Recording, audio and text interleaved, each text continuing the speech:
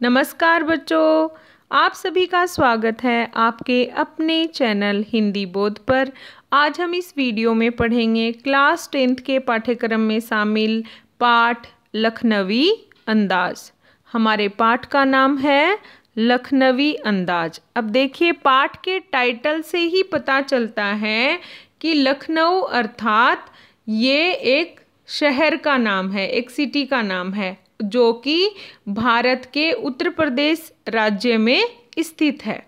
अब लखनऊ को नवाबों का शहर भी कहा जाता है। तो इस पाठ में बताया गया है जो नवाब हैं उनका तरीका क्या है रहने का, तो ये इस पाठ में हमें मुख्य रूप से लेखक बताते हैं। तो सबसे पहले हम जानकारी प्राप्त करेंगे कि इस पाठ के लेखक कौन है। तो चलिए हम जानकारी प्राप्त करते हैं। इस पाठ के लेखक का नाम है यशपाल। तो अब हम जानेंगे यशपाल जी के जीवन के बारे में। यशपाल जी का जन्म 1903 में पंजाब के फिरोजपुर छावनी में हुआ। लाहौर के नेशनल कॉलेज में उन्होंने बीए की तथा उसी समय उनका परिचय भगत सिंह और सुखदेव से हुआ। भगत सिंह और सुखदेव को हम जानते हैं, वो क्रांतिकारी देशभक्त हुए हैं। स्वाधीनता संग्राम की क्रांतिकारी धाराओं से, जो क्रांतिकारी मूवमेंट थे उनसे जुड़े हुए थे यशपाल जी। और यशपाल जी की मृत्यु 1976 में हुई। यशपाल जी की रचनाओं में आम आदमी के सरोकारों की उपस्थिति है, अर्थात आम आदमी से रिलेटेड जो बातें हैं वो ही उन्होंने अपनी रचना में लिखी हैं। उन्होंने अपनी रचनाओं में सामाजिक विषमता का मतलब है यहाँ पर समाज में जो अलग अलग कैटेगरी डिवाइड कर रखी हैं उनसे संबंधित बातें, और राजनैतिक पाखंड, जो राजनीति से रिलेटेड जो दिखावे की बातें हैं वो, और रूढ़िवाद के खिलाफ लिखा है। रूढ़िवाद मतलब ऐसी परंपराएं, ऐसी हमारी पुरानी परंपराएं जो वास्तव में सही नहीं हैं, तो उन रूढ़िवादी परंपराओं पर इन्होंने लिखा है। उनका प्रसिद्ध उपन्यास, बहुत ही फेमस इनका उपन्यास रहा है झूठा सच, जिसमें भारत विभाजन की त्रासदी का मार्मिक चित्रण किया गया है। जब हिंदुस्तान का विभाजन हुआ उस समय की कैसी सिचुएशन थी, स्थिति थी, उसका वर्णन इन्होंने झूठा सच उपन्यास में किया है। अब आगे हम जानेंगे पाठ के बारे में। ये जो पाठ है लखनवी अंदाज, इसमें इम्पोर्टेंट क्या है और क्या हमें लेखक यहाँ बताना चाहते हैं। लखनवी अंदाज पाठ के लेखक यशपाल हैं। लेखक इस पाठ के माध्यम से बताना चाहता है कि बिना पात्रों, घटना और विचार के भी स्वतंत्र रूप से रचना लिखी जा सकती है। इसमें कहा भी गया है कि बिना कथ्य के कहानी लिखनी संभव नहीं है, परंतु एक स्वतंत्र रचना तो लिखी ही जा सकती है। इस रचना के माध्यम से लेखक ने दिखावा पसंद लोगों की जीवन शैली का वर्णन किया है। जो सिर्फ दिखावा करते हैं, ऐसे लोगों की जो लाइफ स्टाइल है उनके बारे में यहाँ पर लेखक ने बताने की कोशिश की है। इस पाठ के माध्यम से लेखक ने पतनशील सामंती वर्ग पर कटाक्ष किया है। कटाक्ष का मतलब है व्यंग्य करना। सामंती वर्ग मतलब सोसाइटी या समाज का एक वर्ग जहाँ पर लोग दिखावे का जीवन जीते हैं, उसके बारे में इन्होंने यहाँ में बताया है। इसमें बताया है कि सामंत वर्ग वास्तविकता से, रियलिटी से बेखबर एक बनावटी, एक दिखावे का जीवन जीते हैं। लेखक कहते हैं भले ही सामंत वर्ग नहीं रहा। अब देखिए, सामंत वर्ग जो है वो राजाओं के टाइम पे था, तो कहते हैं कि भले ही सामंत वर्ग नहीं रहा, परंतु ऐसी परजीवी संस्कृति अब भी देखने को मिलता है। जो दूसरों पे डिपेंड होकर जीवन जीते हैं, ऐसे कल्चर आज भी हमें देखने को मिलता है। तो आगे हम जानते हैं इस पाठ में किस पर व्यंग्य किया है ये। अब देखिए, ये जो यहाँ पर है ना लखनवी अंदाज पाठ में किस पर और क्या व्यंग्य किया गया है, ऐसे ही प्रश्न CBSE के एग्ज़ाम में पूछा गया है, इसीलिए मैंने इसको विशेष रूप से यहाँ पर लिखा है।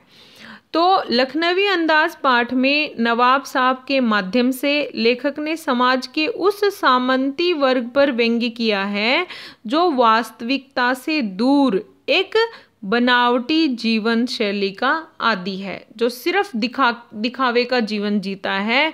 ऐसे एक वर्ग पर लेखक ने व्यंग्य किया है। नवाब साहब द्वारा अकेले में खीरे खाने का प्रबंध करना तथा लेखक के आ जाने पर उन खीरों को खाने की बजाय केवल सूंघ कर खिड़की से बाहर फेंककर अपनी नवाबी रईसी का गर्व अनुभव करना इसी दिखावे का प्रतीक है। समाज में आज भी ऐसी दिखावटी संस्कृति दिखाई देती है जिसके अधीन लोग यथार्थ से दूर केवल दिखावे के लिए अपनी सनकी व्यवहार का प्रदर्शन करते हैं। उनके पास वैसा होता नहीं है, फिर भी वो लोगों के सामने वैसा बनने की कोशिश करते हैं ताकि उनकी जो एक इमेज सोसाइटी के सामने है वो इमेज कहीं कम ना हो जाए। तो ये इस पाठ में बताया गया है। तो चलिए आगे हम जानेंगे इस पाठ की प्रमुख बातें व घटनाएं। पाठ की शुरुआत में बताया गया कि लेखक अपने सफ़र के लिए ट्रेन से यात्रा करते हैं। यहाँ पर दो ही पात्र हैं, लेखक और एक नवाब। तो यहाँ पर नवाब और लेखक एक ट्रेन से सफ़र कर रहे हैं और ट्रेन में कौन सी उसमें बैठे हैं, वो सेकंड क्लास में बैठे हैं। तो उसमें उनको कैसा फील हुआ और नवाब साहब को देखकर उन्होंने क्या जाना, वही इस पाठ में बताया है। तो पाठ की शुरुआत में बताया गया है कि लेखक अपने सफ़र के लिए ट्रेन से यात्रा करते हैं तथा कहानी के संबंध में सोच सकें इसीलिए सेकंड क्लास का वो टिकट लेते हैं। उनकी सामने वाली बर्थ पर एक लखनऊ की नवाबी नस्ल के एक सफ़ेद पोशाक सज्जन वहाँ बैठे थे और दो खीरे तौलिए पर उनके सामने रखे थे। कहानी इन्हीं खीरों से शुरू होती है। लेखक बताते हैं कि नवाब साहब को उनका आना पसंद नहीं आया, अकेले में खीरा खाना चाहते थे। लेखक इस सफ़र में देखते हैं कि नवाब साहब खीरे काटते हैं, बड़े ही सलीके से उनमें नमक छिड़कते और बिना खाए खिड़की से बाहर फेंक देते हैं। ये हैं पाठ की प्रमुख बातें और घटनाएं। अब हम शुरू करते हैं हमारा पाठ। उससे पहले एक इम्पोर्टेंट बात और है। इस घटना को देखकर लेखक ने कहा कि खीरे की सुगंध और स्वाद की कल्पना से पेट भर जाने का डकार आ सकता है, तो बिना विचार और घटना और पात्रों के लेखक की इच्छा मात्र से नई कहानी क्यों नहीं बन सकती। अब क्या कहते हैं कि देखो, वो जो नवाब है उन्होंने खीरे काटे, उन पे नमक छिड़का, पर उन्होंने उसको खाया नहीं, ऐसे सूंघा और खिड़की से बाहर फेंक दिया। अब और दिखावे के लिए ऐसे खाते हैं तो डकार लेते हैं ना, वैसे डकार भी लेता है। तो लेखक क्या कहता है कि जब बिना खीरे खाए उसका पेट भर सकता है, तो ऐसे ही बिना विचार, घटना और पात्रों के भी तो नई कहानी नई न्यू स्टोरी के बारे में हम सोच सकते हैं। चलिए हम आगे हमारा पाठ देखते हैं। मुफस्सिल की पैसेंजर ट्रेन चल पड़ने की उतावली में फुकार भर रही थी। आराम से सेकंड क्लास में जाने के लिए दाम अधिक लगते हैं। दूर तो जाना नहीं था। भीड़ से बचकर एकांत में नई कहानी के संबंध में सोच सकने और खिड़की के प्राकृतिक दृश्य देख सकने के लिए टिकट सेकंड क्लास का ही ले लिया। अब लेखक क्या कहते हैं कि ट्रेन, यहाँ पर मुफस्सिल का अर्थ है केंद्रस्थ नगर के इर्द गिर्द के स्थान, जो सेंटर जो हमारा सिटी है उसके आसपास की जगह। अब लेखक को क्या है कि दूर नहीं जाना था, जो सिटी है उसके पास की ही कोई जगह पर जाना था, तो उस ट्रेन में वो बैठते हैं। तो लेखक क्या कहते हैं, सेकंड क्लास की जो रेल की जो टिकट होती है वो थोड़ी महंगी होती है, पर कहते हैं मुझे पास में ही जाना था इसलिए मैंने सेकंड क्लास की टिकट खरीद ली। और उसके पीछे दो रीज़न थे। अब प्रश्न इस लाइनों में, इस पैराग्राफ में ये बन रहा है कि लेखक ने सेकंड क्लास की टिकट क्यों खरीदी। तो यहाँ पर हम जानेंगे कि पहला कारण था लेखक अपनी कहानी के बारे में विचार करना चाहते थे। उनको वो सोचना चाहते थे कि कोई नई स्टोरी उनके दिमाग में आ जाए, अकेले बैठे रहेंगे तो। दूसरा है खिड़की से उनको नेचुरल ब्यूटी, प्राकृतिक दृश्य देखने थे। तो ये 2 कारण थे जिससे लेखक ने सेकंड क्लास की टिकट ली। अगला है, गाड़ी छूट रही थी, सेकंड क्लास के एक छोटे डिब्बे को खाली समझकर जरा दौड़कर उसमें चढ़ गए। गाड़ी छूट रही थी मतलब चल रही थी, तो लेखक ने दौड़ के चढ़ गए डिब्बे में। अनुमान के प्रतिकूल, इन्होंने जो सोच रखा था बिल्कुल उसके अपोजिट। अनुकूल का विलोम शब्द होता है, अपोजिट होता है प्रतिकूल। डिब्बा निर्जन नहीं था, इन्होंने क्या सोचा था, सेकंड क्लास का डिब्बा होगा तो कोई नहीं होगा उसमें, पर ऐसा नहीं था। निर्जन, निर्जन का अर्थ है खाली, बिना लोगों के, ऐसा नहीं था। एक बर्थ पर, एक सीट पर लखनऊ की नवाबी नस्ल के एक सफ़ेद पोश सज्जन बहुत सुविधा से पालथी मारे बैठे थे। अब उस डिब्बे में कौन है? एक लखनऊ के नवाबी नस्ल, उस नवाब जैसे दिखने वाले सफ़ेद कपड़े पहने हुए एक व्यक्ति आराम से बैठा है। सामने 2 ताजे चिकने खीरे तौलिए पर रखे हैं, और सामने क्या रखे हुए हैं? 2 खीरे। देखो मैंने यहाँ पर पिक्चर भी लगा दी है खीरों की। डिब्बे में हमारे सहसा कूद जाने से सज्जन की आंखों में एकांत चिंतन में विघ्न का असंतोष दिखाई दिया। सोचा हो सकता है ये भी कहानी के लिए सूझ की चिंता में हो, या खीरे जैसी अपदार्थ वस्तु का शौक करते देखे जाने के संकोच में हो। अब देखो लेखक क्या कहते हैं कि वो सेकंड क्लास डिब्बे में जब चढ़े तो उन्होंने सोचा था कोई नहीं होगा, पर वहाँ पर वो डिब्बा खाली नहीं था, उसमें नवाब की तरह दिखने वाले एक व्यक्ति बैठे थे जिन्होंने सफ़ेद कपड़े पहन रखे थे, और सामने उन्होंने 2 खीरे रखे हुए थे। अब जैसे ही लेखक उस डिब्बे में चढ़े तो नवाब साहब जो व्यक्ति हैं सामने बैठे हैं उनको बिल्कुल अच्छा नहीं लगा। क्यों? लेखक सोचता है उसके 2 कारण हो सकते हैं, या तो खुद वो नवाब साहब भी कोई कहानी के बारे में सोचना चाहते हो, या आराम से बैठकर खीरे खाना चाहते हैं। इन 2 कारणों से बिल्कुल नवाब को पसंद नहीं आया लेखक को देखकर। नवाब साहब ने संगति के लिए उत्साह नहीं दिखाया, मतलब कोई उनसे बातें करे, कोई उनके साथ जाए या बैठे, बिल्कुल वो उन्होंने इंटरेस्ट नहीं दिखाया, रुचि नहीं दिखाई।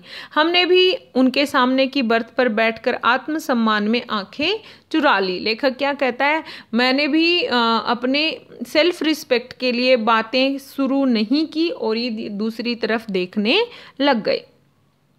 सफ़ेद पोश मतलब भद्र व्यक्ति, एक अच्छा व्यक्ति। आगे चलिए, ठाली बैठे। ठाली एक ग्रामीण भाषा का शब्द है जिसका मतलब होता है खाली, मतलब कुछ नहीं कर रहे उस समय। कल्पना करते रहने की पुरानी आदत है। लेखक क्या कहते हैं, जब मैं एकदम खाली होता हूँ, कुछ नहीं कर रहा होता हूँ, तब मैं इमेजिनेशन करता हूँ, कल्पना करता हूँ। नवाब साहब की असुविधा और संकोच के कारण का अनुमान करने लगे और ये सोचने लगे कि नवाब साहब ने मुझे देखकर उनको अच्छा क्यों नहीं लगा। तो इस बात की वो इमेजिनेशन करते हैं, कल्पना करते हैं, अनुमान लगाते हैं, आइडिया लगाते हैं। नवाब साहब ने बिल्कुल अकेले यात्रा कर सकने के अनुमान से किफ़ायत के विचार से सेकंड क्लास का टिकट खरीद लिया होगा और अब उन्हें बिल्कुल भी पसंद नहीं है कि कोई और व्यक्ति उस ट्रेन के डिब्बे में सफ़र करे। अकेले सफ़र का वक्त काटने के लिए खीरे खरीदे होंगे और अब किसी सफ़ेद पोश के सामने खीरा कैसे खाएं। अब वो किसी दूसरे व्यक्ति के सामने खीरा खाना पसंद नहीं करेंगे, तो उनको बिल्कुल पसंद नहीं आ रहा था।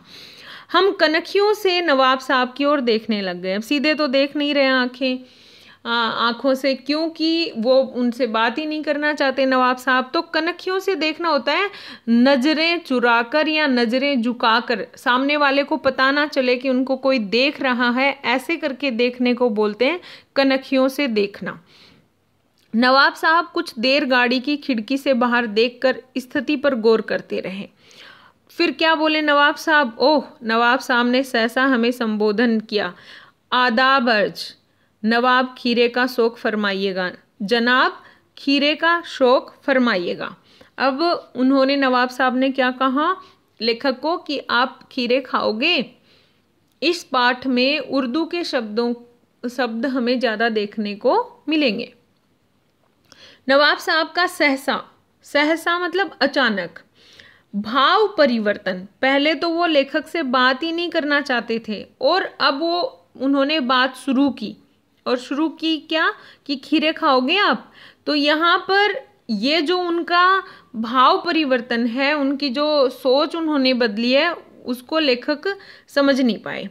भांप लिया मतलब थोड़ा वो सोचते हैं। आप शराफत का गुमान बनाए रखने के लिए हमें भी मामूली लोगों की हरकत में लथेड़ लेना चाहते हैं। जनाब जवाब दिया, शुक्रिया, किबला सोख फरमाइए। अब देखिए क्या कहते हैं ये कि वो बहुत अच्छे दिखना चाहते थे कि मैं तो बहुत अच्छा जेंटलमैन हूँ, मुझे बहुत मैनर्स हैं। तो सामने वाले को पूछ रहे हैं कि आप खीरे खाएंगे, तो ये बात वो समझ जाते हैं लेखक, और इन्होंने क्या रिस्पॉन्स दिया कि आप ही खाइए। किबला का अर्थ होता है श्रद्धेय, आदरणीय, आप ही खाइए। आदावर्ज अभिवादन का एक ढंग है ये। नवाब साहब ने फिर एक पल खिड़की के बाहर देखकर गौर किया और दृढ़ निश्चय से खीरों के नीचे रखा तौलिया झाड़कर सामने बिछा लिया। अब उन्होंने सोच लिया कि लेखक तो इंटरेस्ट नहीं दिखा रहे खीरा खाने में, तो वो खुद ही वो तौलिया बिछा लेते हैं और खीरे काटने की प्रोसेस शुरू करते हैं। सीट के नीचे से लोटा उठाकर, एक पानी का लोटा उठाकर खीरों को खिड़की से बाहर धोया, तौलिए से पोंछ लिया, जेब से चाकू निकाला, पॉकेट से चाकू निकाला, दोनों खीरों के सिर काटे और उन्हें गोद कर झाग निकाला। फिर खीरों को बहुत एहतियात से छीलकर, बहुत तरीके से फाकों को करीने से तौलिए पर सजाते रहे। अब खीरों को काटा है और उसके जो पीस हैं उनको बहुत तरीके से, करीने मतलब तरीके से सजाया है। लखनऊ स्टेशन पर खीरा बेचने वाले खीरे के इस्तेमाल का तरीका जानते हैं। ग्राहक के लिए जीरा मिला नमक और पिसी हुई लाल मिर्च की पुड़िया भी हाजिर कर देते हैं। नवाब साहब ने बहुत करीने से खीरे की फांकों पर जीरा मिला नमक और लाल मिर्च की सुर्खी बुरक दी। उनकी प्रत्येक भाव भंगिमा और जबड़ों से स्फुरण से स्पष्ट था कि उस प्रक्रिया में उनका मुख खीरे के रसास्वादन की कल्पना से प्लावित है। मतलब वो खीरा जब काट रहे थे, नमक डाल रहे थे, लग रहा है कि इनको बहुत इंटरेस्ट है खीरा खाने में। हम कनखियों से देख रहे थे। मियाँ रईस बनते हैं लेकिन लोगों की नज़रों से बच सकने के ख्याल में अपनी असलियत पर उतर आए हैं। नवाब साहब ने फिर एक बार हमारी ओर देख लिया। वल्लाह शौक कीजिए, लखनऊ का बालम खीरा है। फिर से क्या कहा कि लखनऊ का जो फेमस खीरा है बालम खीरा वो है, आप खाइएगा क्या, ये एक बार फिर से बोलते हैं। एहतियात, सावधानी, नमक मिर्च छिड़क दिए जाने से ताजे खीरे की पनियात, पनियात मतलब पंक्ति में रखी फांकें देखकर पानी मुंह में जरूर आ रहा था। लेखक कह रहे हैं कि मेरा भी मन तो कर रहा था खाने के लिए, लेकिन इनकार कर चुके थे, लेकिन उनको मना कर चुके थे। आत्मसम्मान निभाना ही उचित समझा, उत्तर दिया, शुक्रिया, इस वक्त तलब महसूस नहीं हो रही। तलब होता है खाने की इच्छा। मैदा भी जरा कमजोर है और क्या कहते हैं मेरा लीवर भी ठीक नहीं है। किबला सोख फरमाइए, श्रद्धेय, आदरणीय, आप ही खाइए। नवाब साहब ने सतृष्ण आंखों से नमक मिर्च के संयोग से चमकती खीरे की फांकों की ओर देखा। खिड़की के बाहर देखकर दीर्घ श्वास लिया। दीर्घ मतलब जोर से, लंबा सांस लेना। खीरे की एक फांक उठाकर होठों तक ले गए, फांक को सूंघा, स्वाद के आनंद में पलकें मूंद, पनियाती रसीली, मैदा अमासे, लीवर, मुंह में भर आए पानी का घूंट गले से उतर आया। तब नवाब साहब ने फांक को खिड़की से बाहर छोड़ दिया। नवाब साहब खीरे की फांकों को नाक के पास ले गए, वासना से रसास्वादन कर खिड़की के बाहर फेंकते गए। नवाब साहब ने खीरे की सब फांकों को खिड़की के बाहर फेंककर तौलिए से हाथ और होठ पोंछ लिए। गर्व से गुलाबी आंखों से हमारी ओर देख लिया, मानो कह रहे हों यह है खानदानी रईसों का तरीका। नवाब साहब खीरे की तैयारी और इस्तेमाल से थक कर लेट गए। हमें तस्लीम में सिर खम कर लेना पड़ा।